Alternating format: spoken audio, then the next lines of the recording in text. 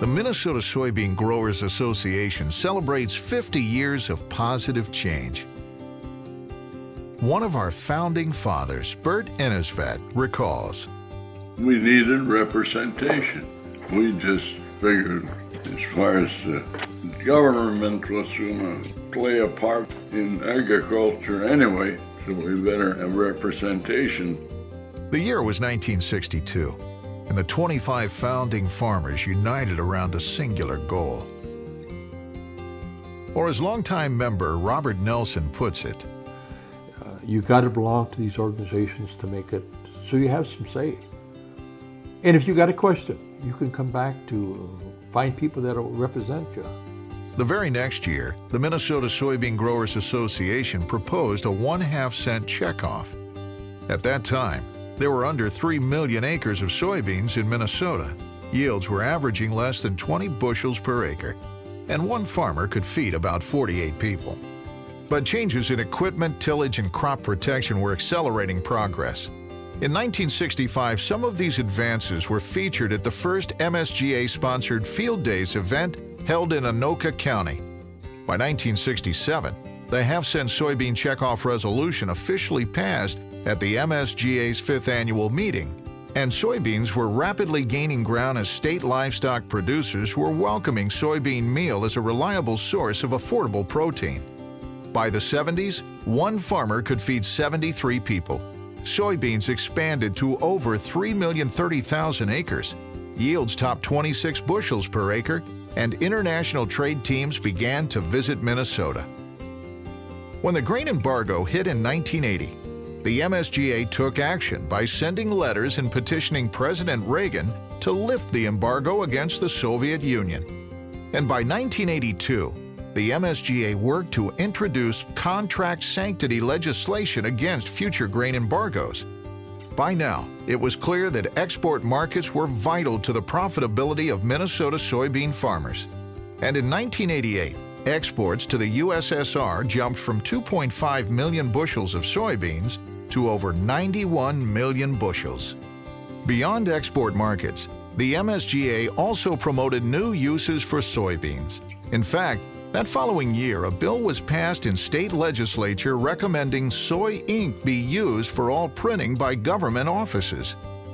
As we advanced through the 90s, amazing new technologies helped catapult farmer productivity to record levels. While the introduction of GPS technology and biotechnology continued to boost soybean yield and supply, the MSGA began working on an innovative way to help spur demand by promoting the development of a soy-based diesel fuel additive called Soy Gold. In 1999, Governor Jesse Ventura proclaimed April 16th as Biodiesel Day in Minnesota. And in 2001, the MSGA helped introduce a bill requiring Minnesota diesel fuel contain a biodiesel blend. That following year, the bill passed and Minnesota became the nation's first state to mandate a 2% biodiesel blend be incorporated to our diesel fuel supply. While the North America Free Trade Agreement opened new markets in the Western Hemisphere, in the 90s, MSGA was seeing its investment in Asian markets were paying off, and so turned its attention to emerging opportunities in China. MSGA 30-year member Barb Overly recalls, Americans were just starting to get a foothold over there. And we thought, well, with all those people, they're going to need food. There was definitely a lesson in patience there, because there were many times they wondered if it was worth, because it was expensive.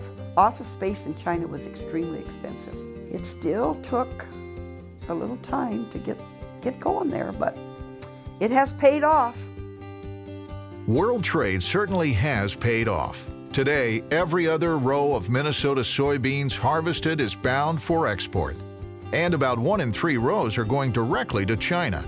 2011 brought bipartisan congressional approval of free trade agreements with South Korea, Colombia, and Panama.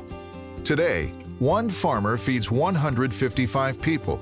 There are now over 7 million acres of soybeans planted in our state, averaging over 40 bushels per acre. And the future looks bright for Minnesota soybean farmers. As we look ahead to the next 50 years, promoting membership and involvement in the MSGA is more important than ever. Sandy Ludeman, who's dedicated nearly 20 years to the MSGA, puts it this way. Minnesota Soybean Growers is an organization that I tell my fellow farmers that looks after our interests when we can't do it ourselves.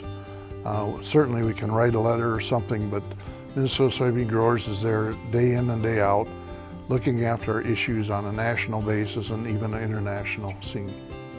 And as Barb Overly puts it, We can do no lobbying on checkoff funds. All of our lobbying is strictly done by way of membership. And the thing is that we could get regulated to death if we didn't fight it.